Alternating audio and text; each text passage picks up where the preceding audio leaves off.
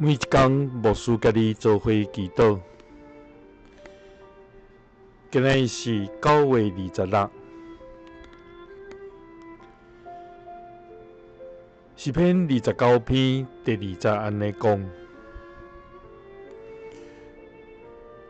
就将上主的名应该有的荣光归乎伊，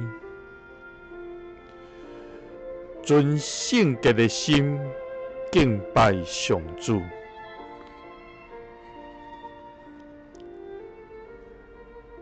大家来祈祷，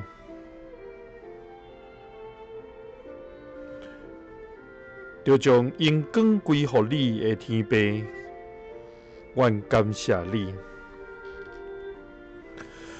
主啊，你是全能、全知、至悬至大，无神明通比的真活上帝。你的名伫全地到这悬大，你将你的荣光摆设伫天里，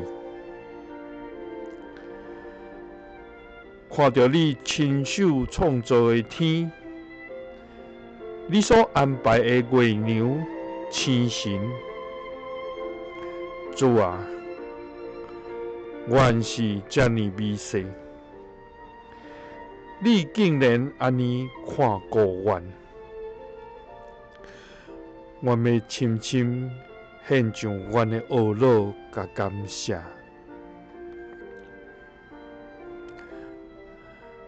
主啊，阮要全心感谢你，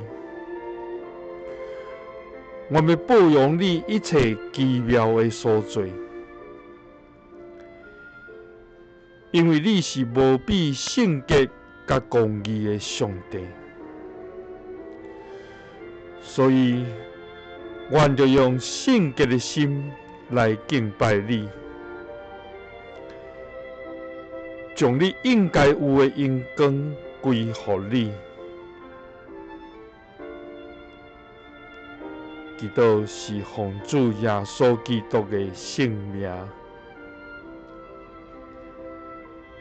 阿们。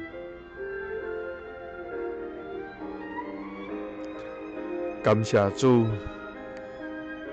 咱的主是全能、全知、至悬至大，无其他的神明通比的上帝。